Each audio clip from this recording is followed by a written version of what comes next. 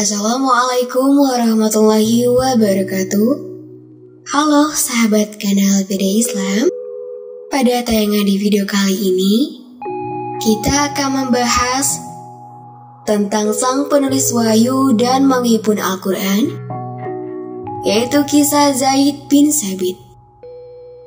Hampir seluruh agama di dunia memiliki kitab sucinya masing-masing yang digunakan sebagai panduan untuk melaksanakan ibadah-ibadah mereka. Salah satunya kitab suci yang dikenal yaitu Al-Quran, yang merupakan kitab sucinya agama Islam. Seperti yang diyakini umat Islam, bahwa Al-Quran adalah firman-firman dari Allah Subhanahu wa Ta'ala yang diwahyukan dalam bahasa Arab kepada Nabi terakhir, yakni Nabi Muhammad SAW, untuk disampaikan kepada umat manusia hingga akhir zaman. Al-Kisah, nama Zaid bin Thabit sangat terkenal pada zaman kenabian. Zaid bin Thabit adalah salah satu sahabat Nabi Muhammad SAW. Dia mendapat kepercayaan penuh dari Rasulullah SAW untuk menjadi penulis wahyu dan surat-surat Nabi.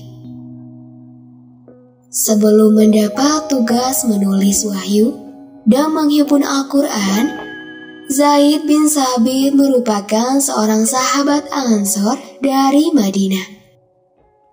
Pertemuan pertamanya dengan Rasulullah terjadi saat usia Zaid masih 11 tahun. Ketika itu, Rasulullah datang berhijrah ke Madinah. Zaid dan keluarganya masuk Islam. Rasulullah pun mendoakan keberkahan untuk dirinya. Zaid terkenal sebagai anak yang pemberani dan bersemangat. Ketika perang Uhud, Zaid dan kawan-kawannya menemui Rasulullah supaya bisa diikutkan dalam peperangan. Namun Rasulullah menolak karena umur mereka masih terlalu kecil. Saat itu, Rasul menjanjikan kepada Zaid dan teman-temannya bahwa mereka akan diajak pada perang yang akan datang.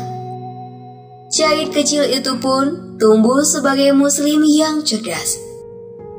Zaid mampu menghafal Al-Quran, menulis wahyu untuk Rasulullah, serta menguasai banyak ilmu hikmah.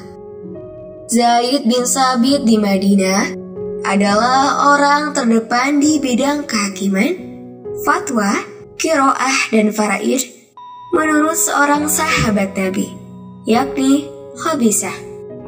Suatu hari Rasulullah mendapat tugas untuk menyampaikan dakwah ke dunia luar dan mengirimkan surat kepada para kaisar dan raja di seluruh penjuru dunia.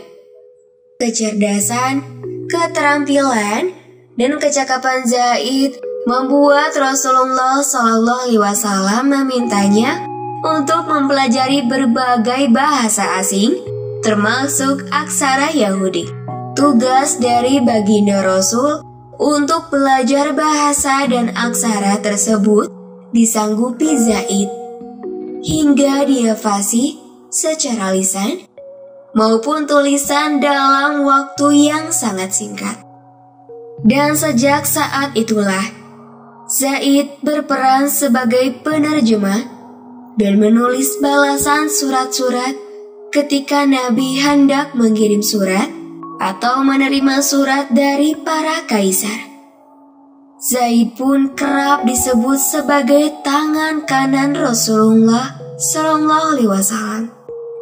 Kepintaran Zaid juga membuatnya dipercaya mengemban salah satu tugas paling mulia dalam sejarah Islam, yaitu menghimpun Al-Quran.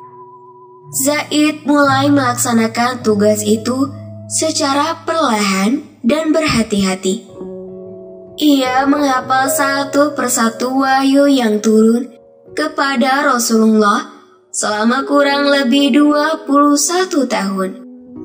Dan pasca Rasulullah wafat, Umar bin Khattab meminta Khalifah Abu Bakar menghimpun Al-Quran secepat mungkin. Abu Bakar pun beristikharah dan kemudian memanggil Zaid untuk segera menghimpun Al-Quran.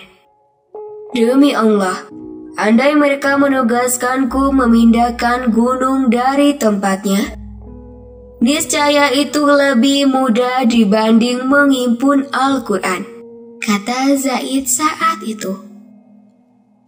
Zaid tetap melakukan tugas itu dengan baik hingga Al-Quran berhasil dihimpun menjadi sebuah kitab yang dibaca hingga saat kini. Dalam tiap lembar Al-Quran yang kita baca hingga saat ini, terdapat goresan tinta Zaid bin Sabit, sahabat Nabi yang menulis wahyu dan surat dari Rasulullah Sallallahu Alaihi Wasallam. Sungguh luar biasa. Dan demikianlah kisah ini kami sampaikan sebagaimana mestinya ada dalam kisah keteladanan para sahabat Nabi. Terima kasih telah menonton video ini sampai akhir. Semoga pesan yang kami sampaikan dapat bermanfaat sehingga akan lebih menumbuhkan rasa kecintaan kita terhadap agama Islam. Wassalamualaikum warahmatullahi wabarakatuh.